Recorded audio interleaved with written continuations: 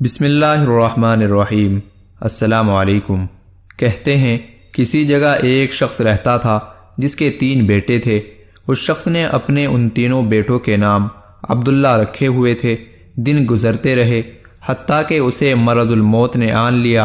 اس نے اپنے تینوں بیٹوں کو بلا کر وصیت کی کہ عبداللہ کو وراثت ملے گی، عبداللہ کو وراثت نہیں ملے گی اور عبداللہ کو وراثت ملے گی۔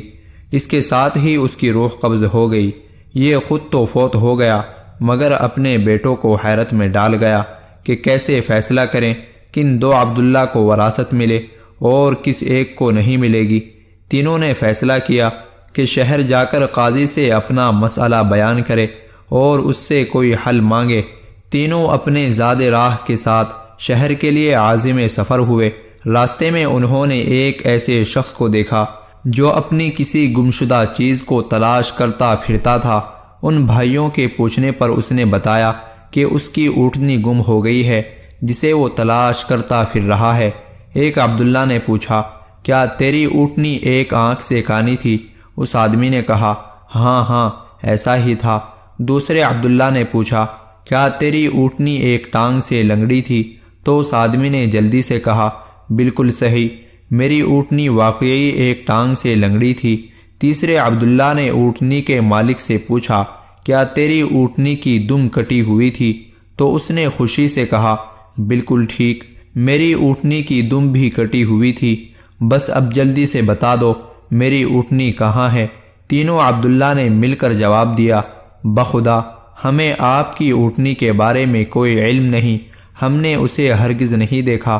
اونٹنی کا مالک ان کی یہ بات سن کر غصے سے پاگل ہو گیا۔ اس نے فیصلہ کیا کہ ان تینوں کو کھینچ کر قاضی کے پاس لے جائے گا۔ اسے پورا یقین تھا کہ اس کی اونٹنی کو یہ تینوں ذبح کر کے کھا چکے ہیں اور اب اپنے جرم کو چھپانے کے لیے جھوٹ بول رہے ہیں۔ اونٹنی والے نے جب تینوں کو اپنا ارادہ بتایا تو انہوں نے کہا، ہمیں کوئی اعتراض نہیں کیونکہ ہم خود بھی قاضی کے پاس ہی جا رہے ہیں۔ جب یہ چاروں قاضی کے پاس پہنچے تو اونٹنی والے نے قاضی سے اپنا قصہ بیان کیا۔ قاضی نے ان تینوں سے کہا، جس طرح تم تینوں نے اونٹنی کی نشانیاں بتائی ہیں اس کا ایک ہی نتیجہ نکلتا ہے کہ اونٹنی تم تینوں کے پاس ہے۔ بہتر ہے کہ تم اپنے جرم کا اعتراف کر لو۔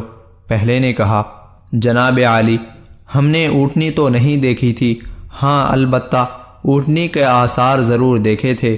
جب میں نے اسے کہا تھا کہ تیری اونٹنی ایک آنکھ سے کانی ہے تو میں نے دیکھا تھا کہ راستے کے ایک طرف کا گھاس تو خوب چرا ہوا تھا مگر دوسری طرف کا ویسے ہی سلامت موجود تھا۔ اس کا ایک ہی مطلب تھا کہ اس شخص کی اونٹنی ایک آنکھ سے کانی رہی ہوگی۔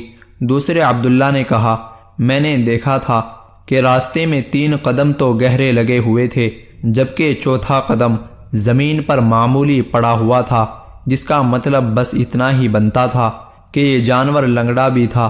تیسرے عبداللہ نے کہا، اونٹ جب راہ چلتے ہوئے اپنا گوبر گراتے ہیں تو دم سے ادھر ادھر بکھیرتے ہیں، جبکہ ہم جس راہ سے آئے تھے وہاں پر گوبر ایک ہی لائن میں سیدھا گرا ہوا تھا، جس کا ایک مطلب ہو سکتا تھا کہ اونٹنی کی دم کٹی ہوئی ہے جو اپنا گوبر دائیں بائیں نہیں پھیلا پائی۔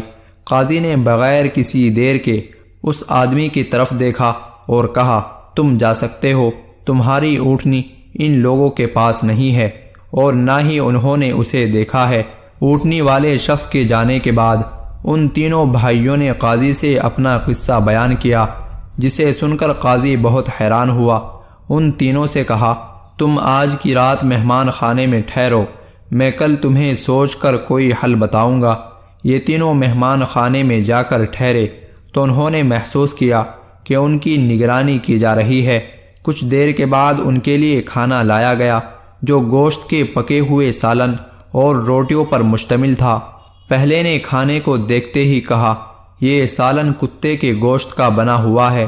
دوسرے نے کہا، روٹیاں جس عورت نے پکائی ہیں وہ حمل کے ساتھ اور پورے دنوں سے ہے۔ تیسرے نے کہا، یہ قاضی حرام کی اولاد ہے۔ بات قاضی تک پہنچ گئی۔ اس نے تینوں کو دوسرے دن اپنی عدالت میں طلب کر لیا اور تینوں سے مخاطب ہو کر کہا، تم میں سے کس نے کہا تھا یہ کتے کا گوشت پکا ہوا ہے۔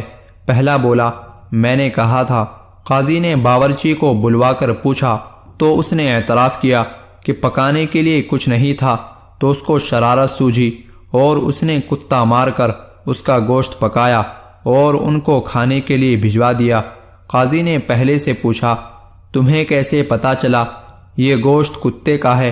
تو اس نے بتایا، گائے، بکری یا اونٹ کے گوشت کے نیچے چربی لگی ہوتی ہے، جبکہ یہ سارا چربی نما تھا، جس کے نتیجے کہیں کہیں گوشت لگا ہوا تھا۔ قاضی نے کہا، تم وہ عبداللہ ہو جس کو اپنے باپ کے مال سے وراثت ملے گی؟ قاضی نے دوبارہ ان سے مخاطب ہو کر پوچھا، کس نے کہا؟ یہ روٹیاں ایسی عورت نے بنائی ہیں جو 9 ماہ کے حمل کے ساتھ اور اپنے پورے دنوں سے ہے۔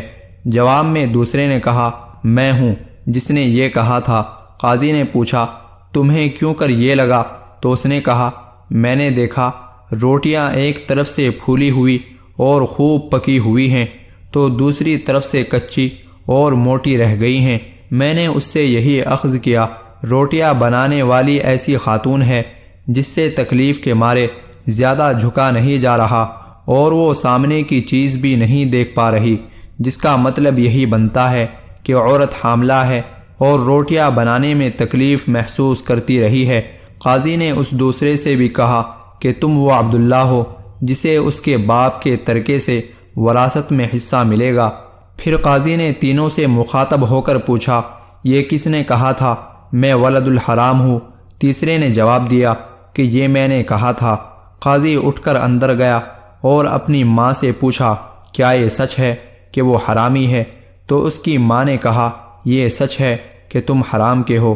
قاضی نے واپس آ کر اس تیسرے عبداللہ سے پوچھا، تمہیں کیوں کر معلوم ہوا میں حرامی ہوں؟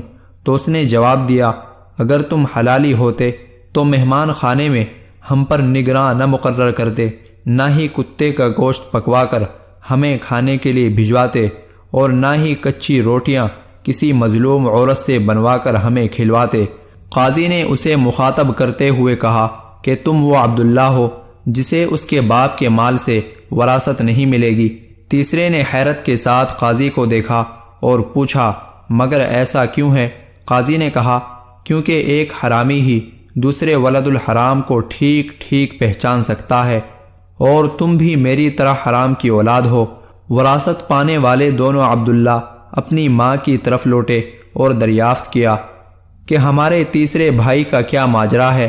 تو ان کی ماں نے کہا، تمہارا باپ ایک بار صبح کی نماز پڑھنے مسجد گیا تو اسے دروازے پر رکھا ہوا پایا تھا، اسے گھر لایا، اس کا نام بھی تم دونوں جیسا عبداللہ رکھا اور اس کی پرورش کی۔